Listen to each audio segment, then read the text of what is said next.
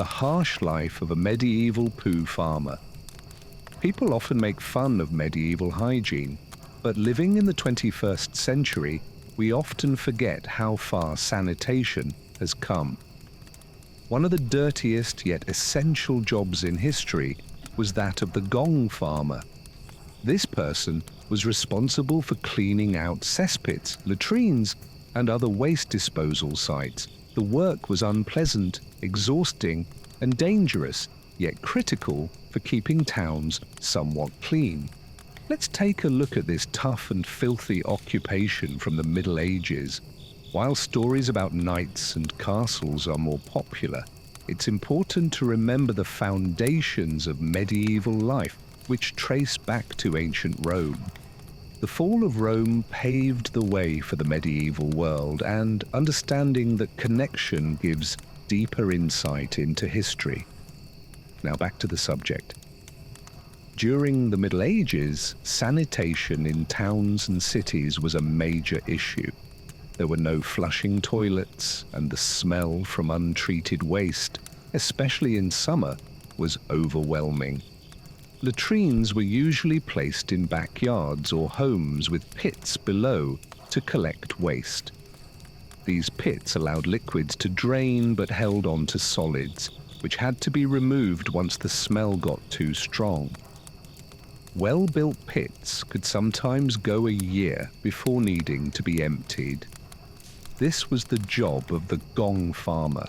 The term Gong came from an Old English word meaning to go and referred to both toilets and their contents.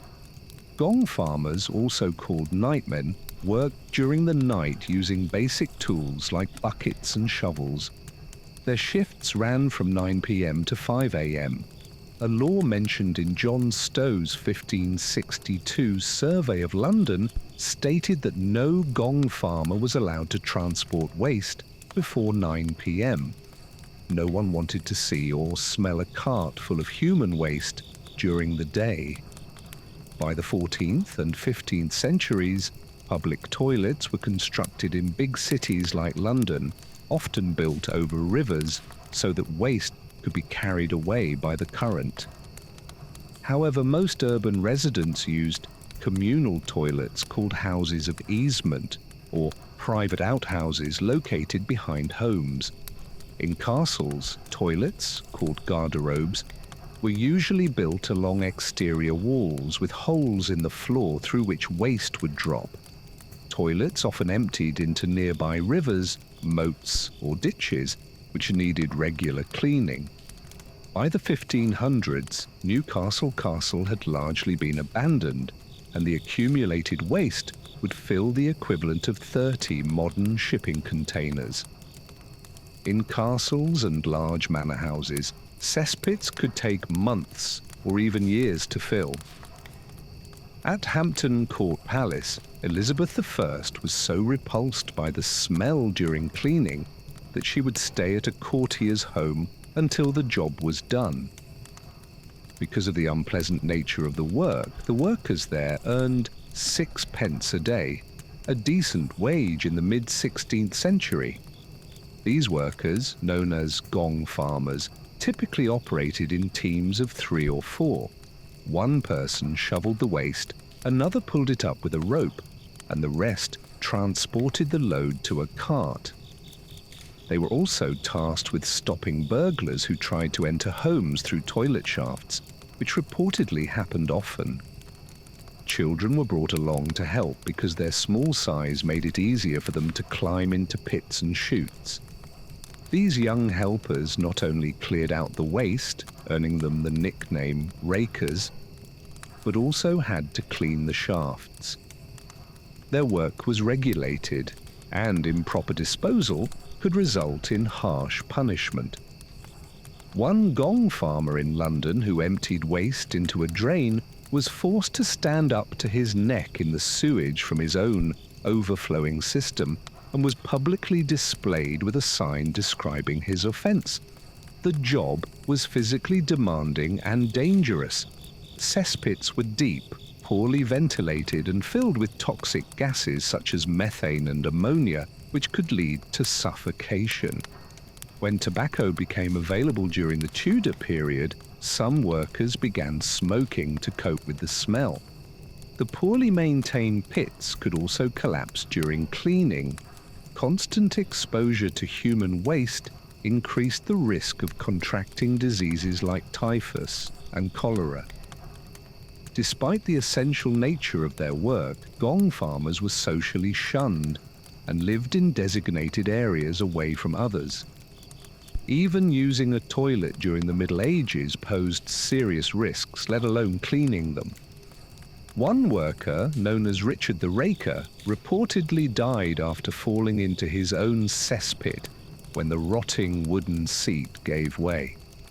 The image of a frightened child perched above a dark, foul pit is haunting. If a grown man could fall in, a child stood little chance. One small benefit of this unpleasant job was the possibility of finding valuable items while sifting through the waste, essentially a finder's keeper's policy. Yes, really. Whatever was found in the waste belonged to the finder, and surprisingly valuable items could sometimes be recovered from cesspits. Things like a ring caught in a bundle of hay used for wiping, or coins accidentally dropped by someone lowering their trousers, were among the finds. The collected waste was either immediately spread on shared land or taken to storage areas known as lay stalls, usually located on the outskirts of the city. In London, for instance, the waste was dumped by the riverside to be transported on dung boats. By the late 15th century, the cost of cleaning a toilet was 2 shillings per ton, with additional charges for transporting it via dung boat. Farmers paid well for this waste, as it served as excellent fertilizer. Some dumps grew quite large. One in Mount Pleasant, in present-day Clerkenwell, London, covered around 7.5 acres by the end of the 18th century. Most cities put significant effort into keeping streets clean. In many towns, it was the responsibility of residents to clean the area in front of their homes. For example, a 1605 bylaw in Oxford required all citizens to clean the street outside their doors every Saturday evening. In London, this task had to be done each morning, with the waste left in piles for dust carts to collect. Sometimes paid workers were responsible for this duty. In Southampton, the town crier was required to clean the gutters twice a week, although he was criticised for not doing a thorough job. Some Gong farmers, who usually collected sewage, were also tasked with cleaning public areas and became known as scavengers. In Oxford, they were hired to keep the streets within the city walls sweet and clean, removing all dirt, waste and filth from around houses and doorways. Some of these workers would pull carts through the streets during the day, announcing their presence by ringing bells or shouting. The 16th century waterman and writer John Taylor humorously dedicated a poem to one such scavenger, calling him the ruler of dung heaps, master of waste, and the one responsible for clearing the most disgusting and foul-smelling substances, referring to the other workers as stinkers and Tardinians who dwelled in the city. A rather poetic way to describe a very grim reality. During the Middle Ages, the smell from latrines was a constant issue. Even in major cities like London, public toilets were scarce. Many homes had private cesspits, located either in backyards or beneath floorboards, often lined with timber or bricks. One lesser-known incident is the latrine disaster of 1184 in the German city of Erfurt, where King Henry VI of Germany, then 18 years old, had to delay a military campaign to Poland due to the event. A land dispute arose between Landgrave Louis III of Thuringia and Archbishop Conrad of Mainz. The title Landgrave was a noble rank in the Holy Roman Empire. King Henry convened a hofag, or assembly, scheduled for July 25th, the feast day of St. James. It was held on the upper floor of a two-story building near Erford Cathedral. Attendees included some of Henry's tenants, notable citizens, local nobles and bishops, as well as the Archbishop and the Landgrave. However, the wooden support beams of the upper floor were decayed and could not support the weight of the crowd. As a result, the floor gave way and collapsed. The falling debris and people also destroyed the ground floor, with some individuals plunging into cesspits below. Approximately 60 people died, either from injuries sustained in the fall or from suffocation in the sewage. The Chronicle of St. Peter's Church recorded the deaths of several noblemen. Fortunately, King Henry and Archbishop Conrad were sitting in the stone window alcove and avoided falling. They had to hold on until rescuers arrived with a ladder to help them down. After the incident, Henry departed and resumed his military campaign. The conflict between the Landgrave and the Archbishop remained unresolved. The harsh life of a medieval butcher. During the Middle Ages, skilled butchers played an important role in feeding the population. Supplying fresh, high-quality meat was vital, especially in towns and cities. In this look back through history, we explore the daily life of a butcher in the 14th century. While many are familiar with tales of knights, castles, and kings, this story takes a broader view of the historical timeline. Though the Roman Empire predates the medieval legends, it laid the foundation for what followed. From the empire's decline to the emergence of medieval society, it's all part of a connected history. Turning back to the butchers of the medieval era, meat sellers in London were part of an organized trade. The Worshipful Company of Butchers has records dating back to 975 and gained authority to regulate the trade by 1331. Smithfield Market, established in the 10th century, was a bustling centre for commerce. From the 12th century, it hosted Bartholomew's Fair, featuring jousting and tournaments to support local religious institutions. In York, the Butchers' Guild appeared by the 13th century, noted in the Freeman's Rolls of 1272, and included members such as Robert W. with skirts and Nicholas Dunnock. The Shambles, a well-known street in York, was lined with butcher shops. Behind it stood the Butcher Hall in Galgarth. The term shambles referred to a meat market or slaughterhouse, and similar streets exist across the UK. In Dublin, there's a Fishamble Street. The word may originate from the Anglo-Saxon fleshambles, meaning flesh shelves, referring to the display shelves used by butchers. The Butchers' Guild helped regulate hygiene, pricing, and restrictions on meat sales. The Catholic Church, which held great influence in medieval Europe, imposed many religious days when eating meat was prohibited.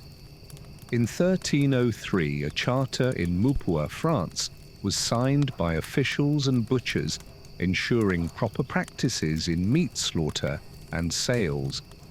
This charter included 24 articles, such as setting fixed meat prices and forbidding the sale of diseased animals, such as sheep with anthrax or scabies, plague-infected livestock, or pigs with signs of leprosy. Goats, thought to carry illnesses like cholera and fever, were also banned. However, young venison from animals under a year old was permitted, and all meat sold had to be healthy and untainted. Regulations governed when meat could be sold, and in Verona, Italy, butchers had to slaughter animals in their shops rather than at home.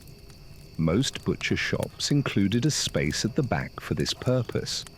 When meat was sold from market stalls, this wasn't possible. so public slaughterhouses were used.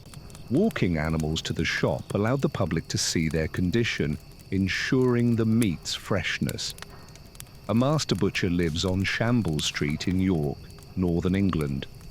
At one end of the street is St. Crux Church, and to the east stands the Grand York Minster.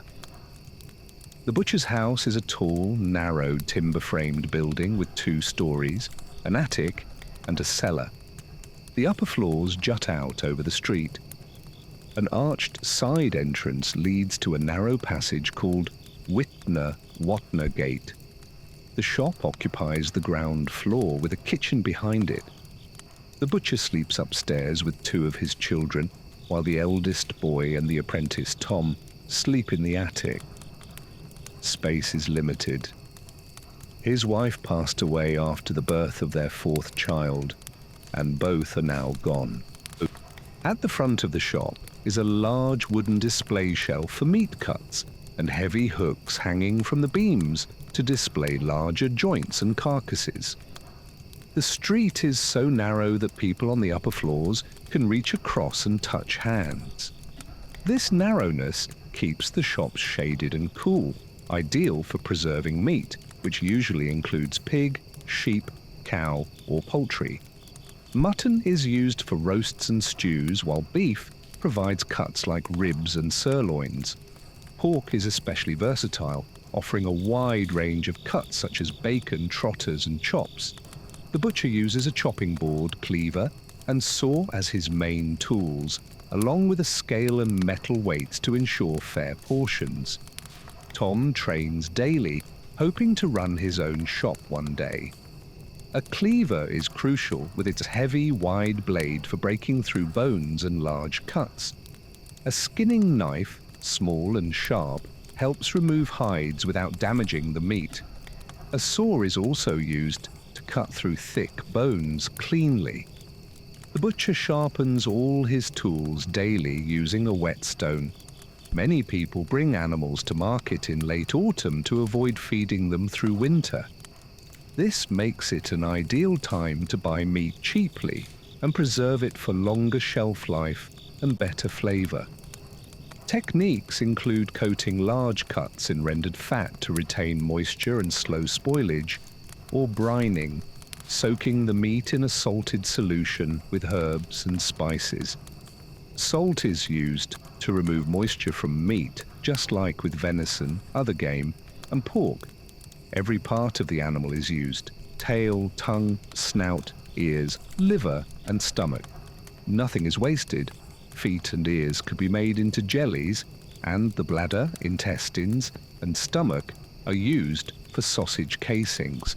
Though not wealthy, it's enough to get by. Unlike bakers, whose goods are eaten daily, meat consumption is limited. The church forbids eating meat on Wednesdays, Fridays, Saturdays, and throughout Advent and Lent, which adds up to over half the year. Eating meat on these days is considered sinful, and those who disobey are brought before the church court. Strict regulations are enforced by the Craft Guild, which also oversees voting in local elections.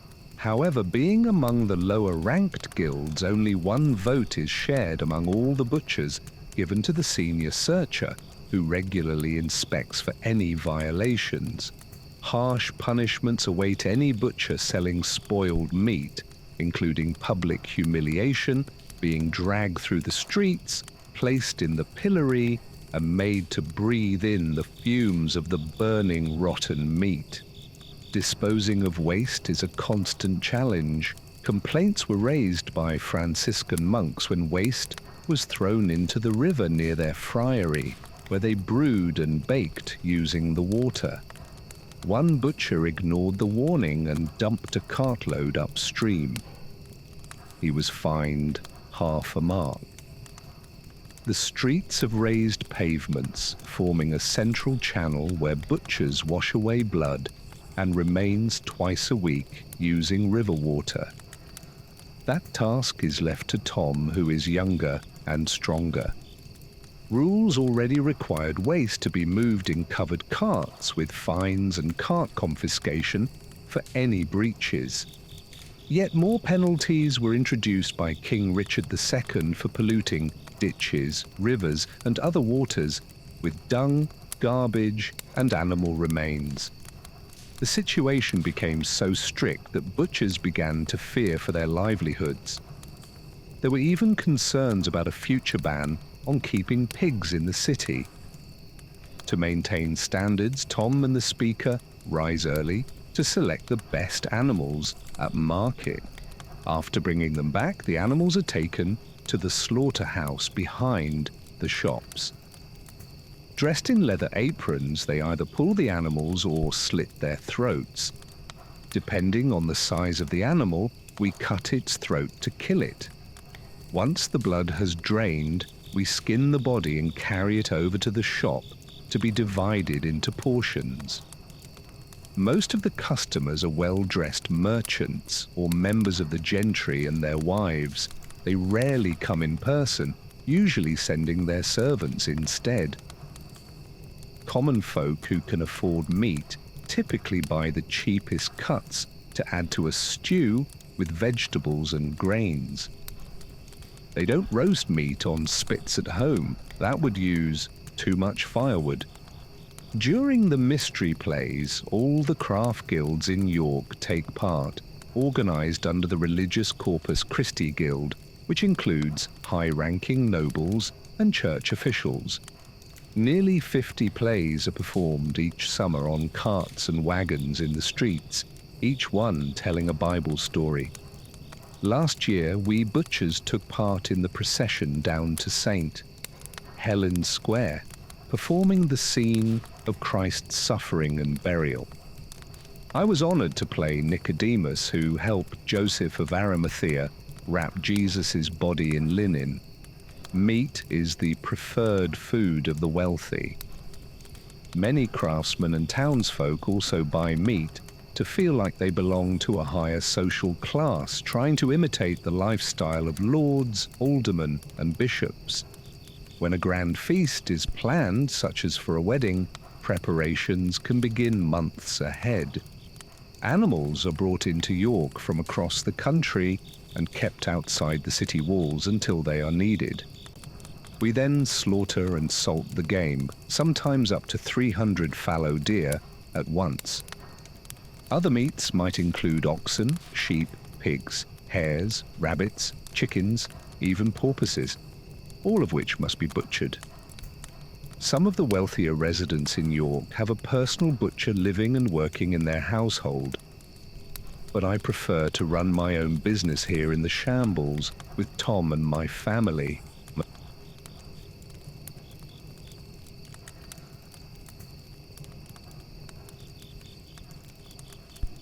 Surviving life. A baker in the Middle Ages. During the Middle Ages, baking, especially bread making, was more than just producing a basic food to feed the population. Bakers were vital to the social and cultural fabric of the time and held respected positions in their communities.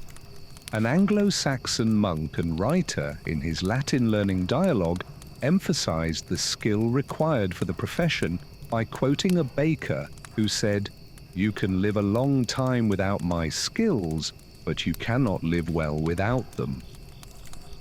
Continuing with the Day in the Life series, this episode looks back in time to explore the daily life of a medieval baker. Many are familiar with knights, castles, and kings, but there's also a deeper story that begins with the Roman Empire.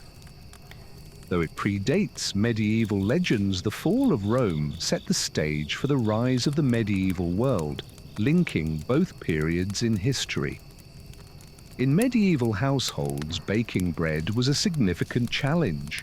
Grinding grain into flour in small amounts was difficult, and rural households often had to rely on licensed millers, typically appointed by the local lord.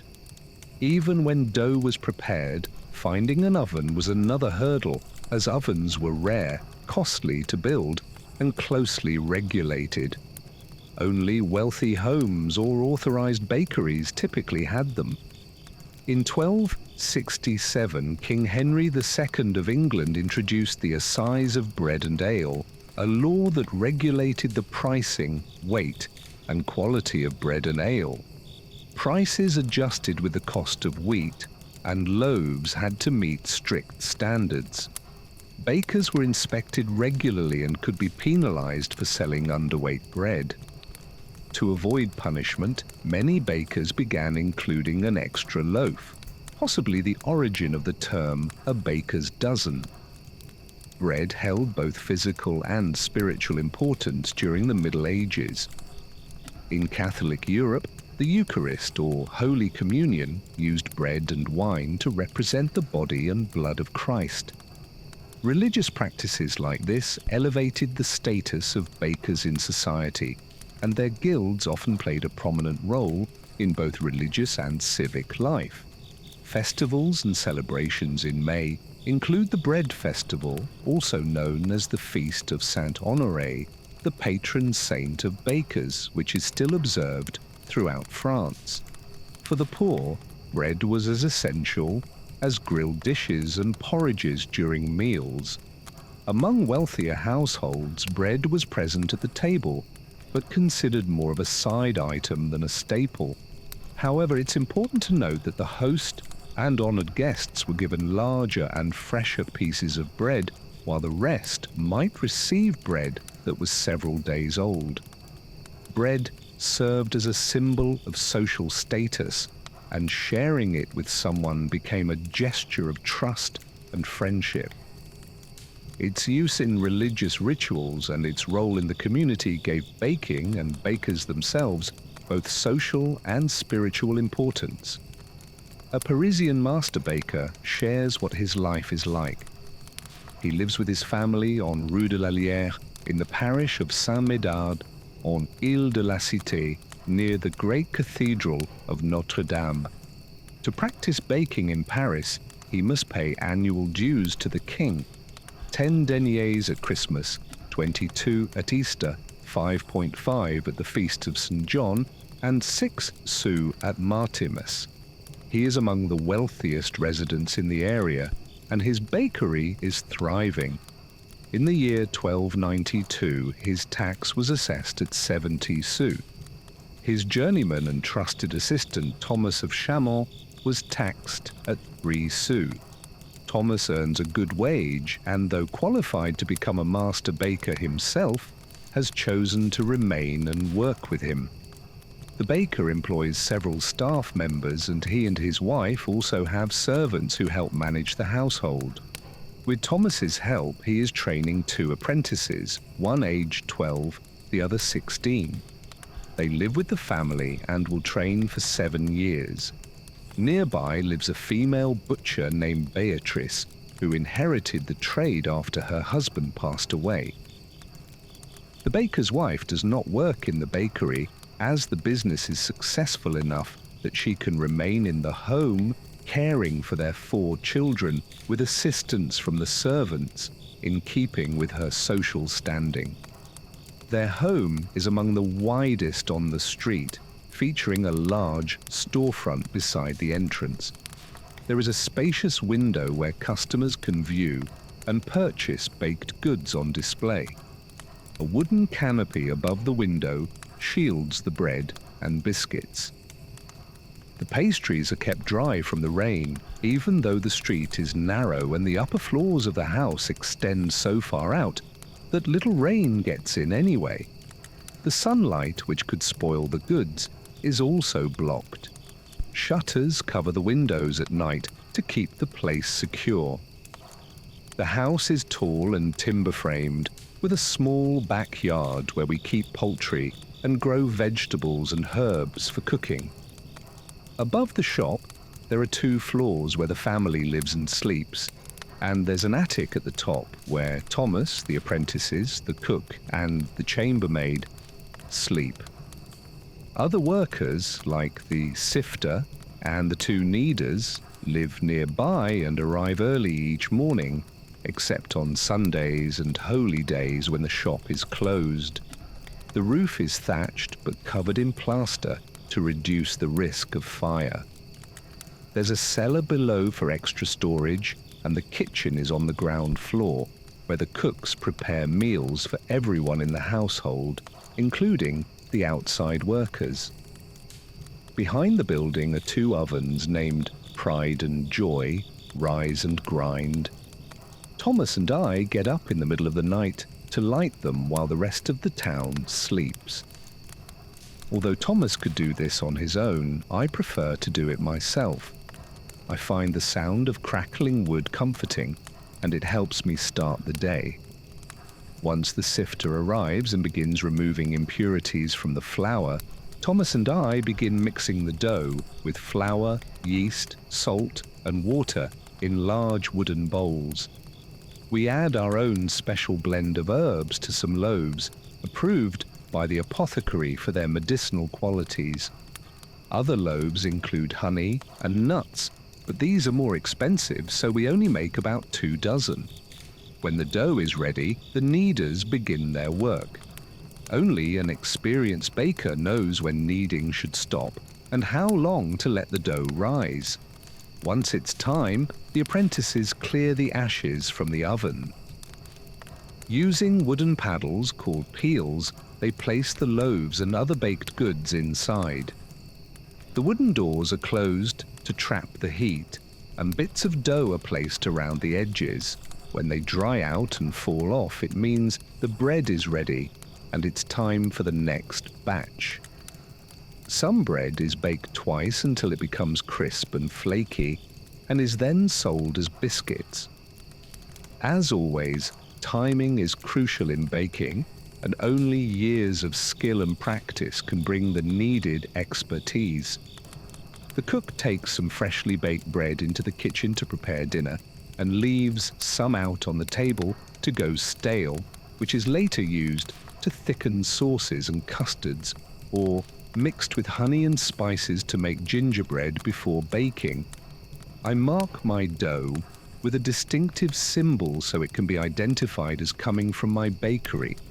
That way, if any of my goods are found to be underweight, poor in quality, or spoiled, they can be traced back to me. If that were to happen, I'd be arrested, tried, and punished, as is the case under Paris's strict bread regulations.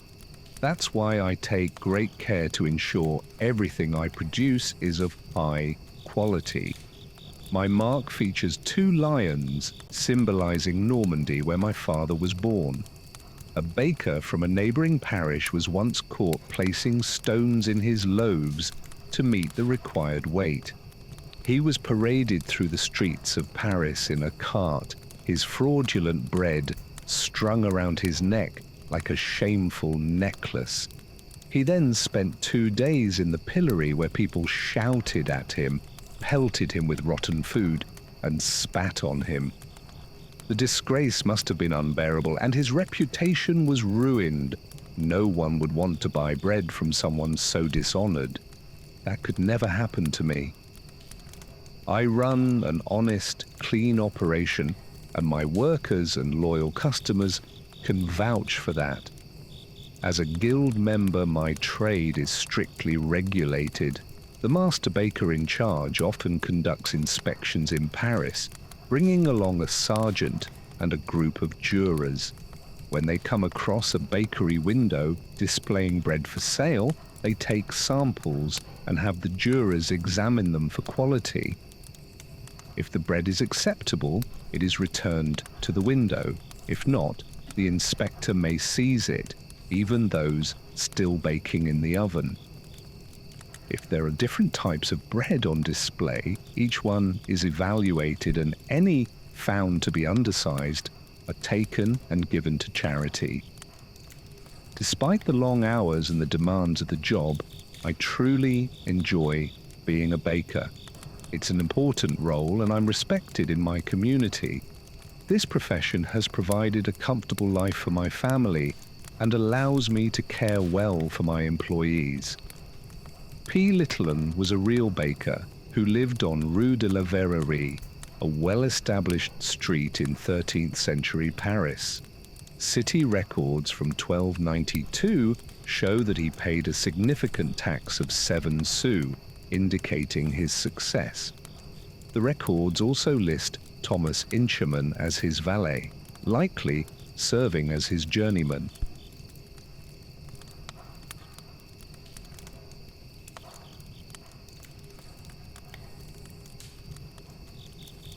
The harsh life of a medieval builder. During the Middle Ages, the construction of Europe's great Gothic cathedrals became a monumental endeavour. Beginning between the 11th and 16th centuries, these buildings were not just physical structures made of stone and timber, they represented both architectural innovation and the unwavering commitment of medieval labourers. From the brilliance of master masons to the efforts of common workers, these cathedrals reflected the core of medieval Christian identity. Many of these churches took over half a century to complete, and today they leave visitors in awe, marveling at how such grandeur was achieved without modern machinery or technology. Turning to medieval warfare, success wasn't only determined by powerful weapons and armor, strategy, teamwork, and tactical planning were equally crucial. Even the strongest warriors could be defeated by a smarter enemy. In a similar way, every hero in a modern game plays a specific role. Some absorb damage, others attack from range, while some heal and support. Each has unique skills and gear that influence the outcome of battle. Victory requires more than just strength. It demands careful planning, resource management, and strategic thinking. Between the 11th and 13th centuries, Europe experienced a surge in population and prosperity, especially in cities along trade routes. Existing Romanesque churches soon proved too small for the growing number of worshippers, and fires frequently damaged the timber structures. Urban leaders sought to display their status and devotion through the construction of grand cathedrals dedicated to the glory of God. These projects required both expert craftsmanship and significant funding, contributed not only by wealthy patrons and clergy, but also by everyday worshippers and pilgrims. An important aspect of medieval Catholic practice was the veneration of saints, often involving pilgrimages to sites housing the relics of revered figures. The more popular the saint, the more offerings a church might receive from visitors hoping for spiritual favor in return for their donations. People believed that being close to the physical remains of a holy person could bring help, blessings, or healing. This belief often encouraged faster construction during the Norman period. For example, the monumental cathedral in Winchester was completed in under 20 years. However, building projects frequently faced delays due to funding issues.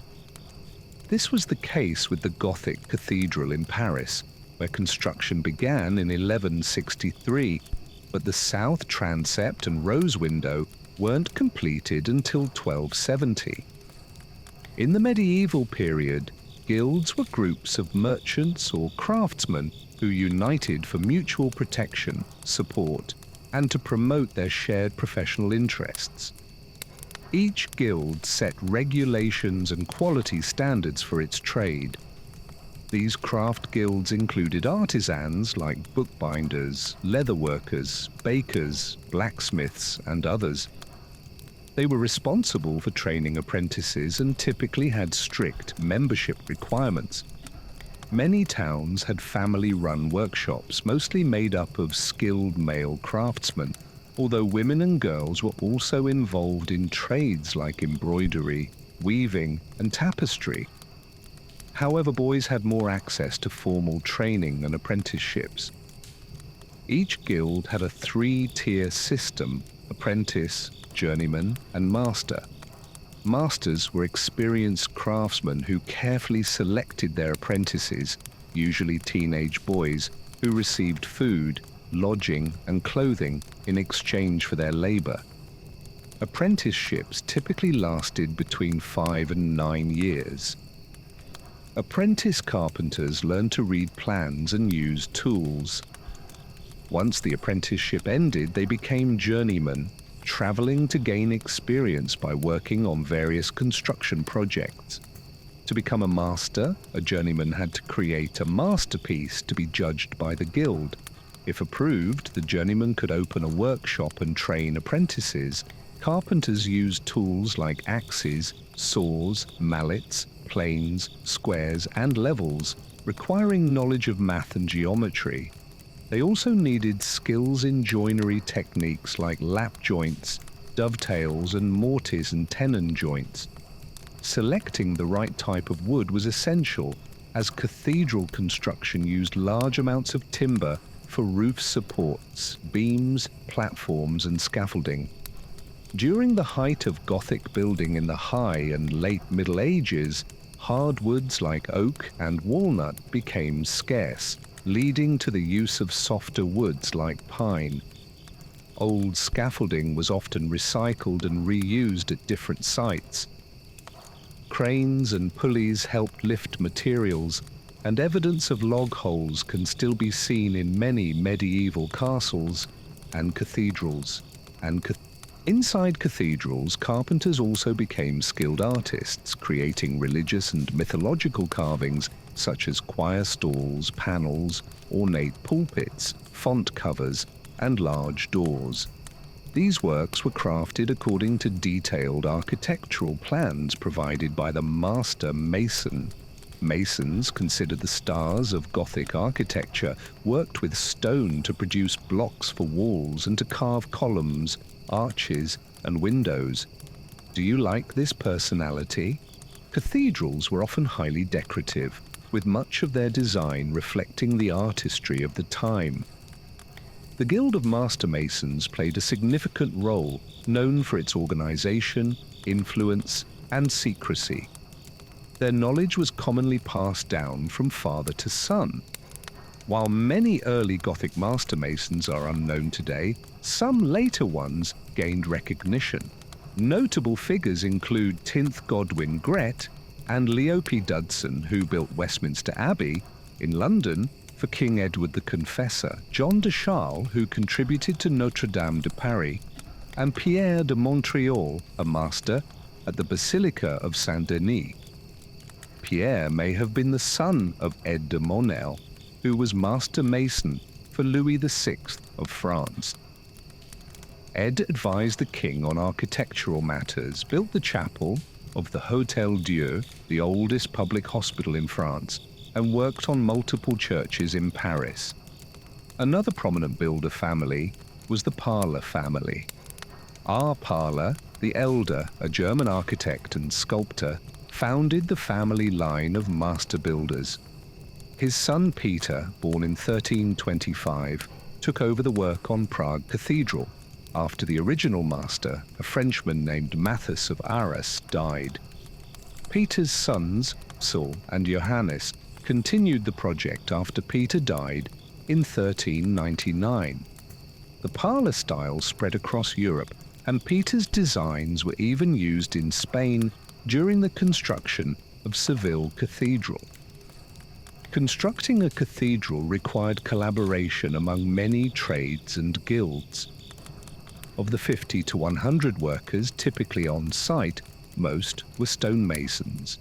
They went through years of rigorous training and often traveled widely between projects to gain experience. The master mason oversaw the design and every phase of construction. Regular masons or carpenters earned about 122 units of currency annually, while laborers received the least pay for the most demanding work. Master masons, however, often became wealthy and moved from one major project to another. Gauthier de Varinfroy, for example, was the master builder of Évreux Cathedral and signed a 1253 contract paying him 50 a year with the condition that he could not be away from the site for more than 2 months at a time. Workers often slept in tents, stables, or makeshift lodgings outside the city. In the morning, they would be led in procession by monks chanting prayers. Upon arriving at the site, they would receive their assignments and a simple breakfast of fruit, bread, and cheese. Each construction site had a mason's lodge, a hut used for indoor tasks, tool storage, and meals. This lodge needed to be large enough to include a banker, the designated area for intricate carving. What might appear as mere decoration on Gothic cathedrals often had structural purposes, such as reinforcing corners with ornate elements that added strength. English masons were known for carving expressive heads that supported heavy loads, with their facial expressions often reflecting the strain of their function. During the mid-morning break, typically around 9 or 10 a.m., workers would usually be treated to a jug of wine by the master. Summer working hours were long, typically from sunrise to sunset, continuing after a midday break around 1 p.m.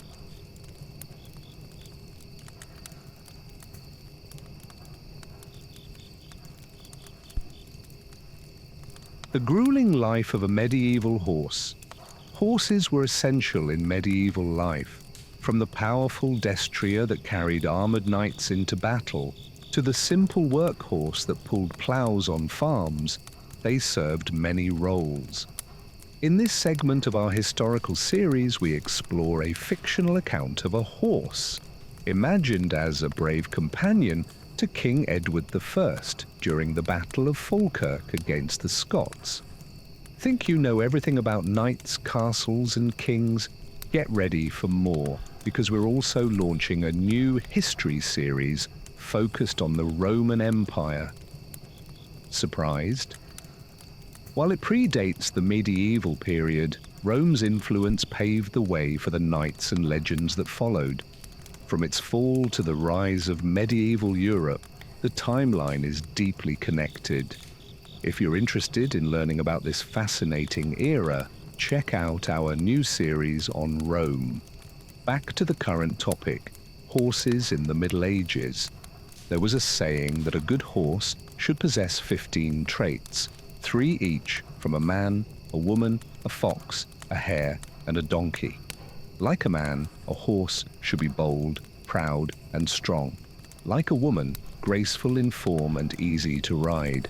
From a fox, it should have a fine tail, short ears, and a smooth trot. From a hare, keen eyesight, a dry head, and speed. And from a donkey, a strong jaw, sturdy legs, and durable hooves. In medieval times, horses were often classified by their use and appearance rather than breed. The destrier, used in war and tournaments, was the largest and most valuable, described as tall, powerful, and majestic. These horses could cost up to £40, or even double, making them accessible only to the wealthy. Maintaining one was costly too, with expenses for specialized bread, hay, veterinary care, and stabling. Horses suited for hunting and light combat, known as coursers, were fast and agile, making them useful in warfare as well. Palfreys, known for their smooth gait and gentle demeanor, were favored for riding, especially by noble women and clergy. These horses were often treated with particular affection, especially if they were considered beautiful. The hobby horse, light and quick, was favored by light cavalry, including both Scots and English forces during the Scottish Wars of Independence. Robert the Bruce famously used them for fast, mobile raids, sometimes covering 70 miles in a day.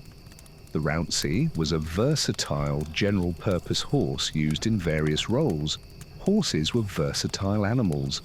Alongside general riding horses such as nags and hackneys, they were commonly used for carrying loads and travelling shorter distances. Lower in status were pack horses, also known as sumpters. In England, draft horses weren't used on farms for ploughing and harrowing until the 12th century. These were informally referred to as ephors or yastos. Before then, oxen were the main work animals, but once the horse collar was invented, horses proved faster at ploughing. If money was tight, one could buy a blind horse at half the regular price. Many such horses were available, as they were often stolen and intentionally blinded so they wouldn't return to their original owners or recognize them. In medieval times, preparing a horse for battle was a specialized process involving careful selection, disciplined training, and skilled handling. These horses were not only tools of war, but also symbols of status, making them crucial in warfare. A 14th century manual on treating sick and injured horses, written by Laurentius Rusius, highlighted the importance of a horse's character. War horses needed to be brave, bold, and obedient, with traits that could be judged by physical signs like the flaring of nostrils and firmness of skin. The evolution from a young horse to a war horse reflected a blend of skill, tradition, and scientific understanding in training. Imported from Italy by the well-known Forberti family of Florence, horse traders to English nobility, one horse's father was a destrier, a powerful horse bred specifically for combat. The young horse hoped to follow in his father's path, though not all colts raised at royal studs were chosen for battle. Selection was strict, with trained handlers evaluating physical strength and temperament. Horses with short backs, strong muscles, and good balance were favored for their combat readiness. He lived in the stables at a manor house in Beauchamp Court, located in Powick, Worcestershire. His master was Sir Walter Beauchamp, the Lord High Steward to King Edward. He named the horse Gringlet, inspired by the horse of one of King Arthur's knights, saying he was both handsome and hardy. Training began at about 2.5 years old, starting with halter training to get used to wearing leather. This was followed by the bridle and reins, with a bit placed in the mouth, sweetened with honey, to guide movement. Eventually, a saddle was gently introduced. The trainer, a kind man named Tom, would speak softly while stroking his nose and neck. One morning, Tom mounted the horse, sitting still for a while before guiding him around the paddock. In the days that followed, they practiced walking and turning repeatedly, gradually introducing lances, shields, and swords. We moved across the ground as we walked. Later, Tom climbed onto my back, holding a lance in one hand and a shield in the other, while we trotted around. Sometimes I was told to begin walking with my right leg, and other times with the left. We would move quickly until Tom pulled on the reins to stop me suddenly or steer me in another direction. He said these drills were crucial for improving my agility and balance, so I could make sharp turns at speed or retreat efficiently during combat. I was equipped with leather armor called barding for protection. Tom explained that the padding would reduce the impact of blows from lances or arrows, though it was heavy and made me feel overheated. Tom would occasionally sneak up behind me and tug on my tail to test my reactions and ensure I wouldn't be easily spooked or lash out. We both understood that if I did react, he would be the one hurt. On certain days, I was ridden through the bustling streets of Worcester to get accustomed to the city's noises and scents, past the blacksmiths with its clanging metal and the slaughterhouse, where I grew comfortable with the smell of blood. Knights were trained to ride from a young age, so that by the time they entered battle, riding felt entirely natural. My master, a knight, would ride me whenever possible. He wore a helmet, an iron breastplate, chainmail leggings, thick leather shoulder guards, and a padded jacket underneath. He also carried a sword, axe, shield, and dagger to help me get used to the weight of full battle gear. It was quite a load. He sometimes practiced leaping into the saddle in full armor and charging at targets with his lance. Tom would say it was all about maintaining balance, brushing my coat until it gleamed. I had to be strong enough to carry my armored rider into battle, tall enough to intimidate opposing foot soldiers, calm enough to remain composed amid the chaos, courageous enough to endure injury, aggressive yet agile. Horses like me were inspected by royal officials, and my rider's name was recorded along with his son's, who had 8 war horses between them in case any of us died in battle or were captured. These records ensured our masters could be compensated financially if we were lost in combat. I was declared healthy and noted as a grey with white markings on my legs. Fortunately, I had never been branded, though many horses from France, Spain, and Italy had. Any sick or lame animals were rejected. We war horses needed to be well fed, requiring half a bushel of oats each day. During the 1298 campaign to Scotland, there were 3,400 of us, along with thousands of other horses for carrying supplies and other tasks. Many men, called falcators, cut grass to feed us when we camped overnight. Farriers also traveled with us to replace lost horseshoes. A damaged shoe would cause lameness during a march, and a lame horse was of no use. Veterinary care was effective, and injuries or illnesses were easily treated. Wounded horses were taken south across the border to secure towns like York to rest and heal. We had marched with the king to Linlithgow and were preparing to retreat to Edinburgh, when word came that the Scots were gathering near Falkirk. Upon reaching the battlefield, I saw the Scottish army with their long pikes aimed outward. As we advanced in 4 battalions, our unit was in the vanguard under the Earl of Lincoln, staying to the left to avoid the marshy ground. The only sound was the thunder of hooves.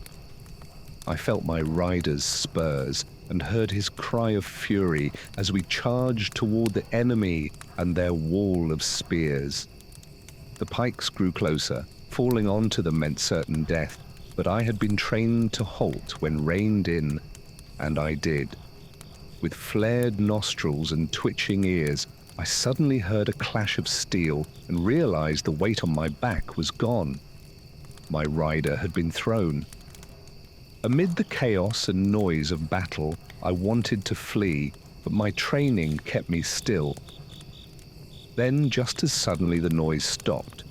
Out of the corner of my eye, I saw my rider. He was alive, and we had won. Many horses had died, impaled by the Scottish spears, and their riders lay fatally wounded nearby. My rider had a serious cut on his forehead, and I had a minor injury on my side. Though victorious, my rider and his sons were drained, their faces pale and soaked with sweat. He took hold of my reins and patted my neck.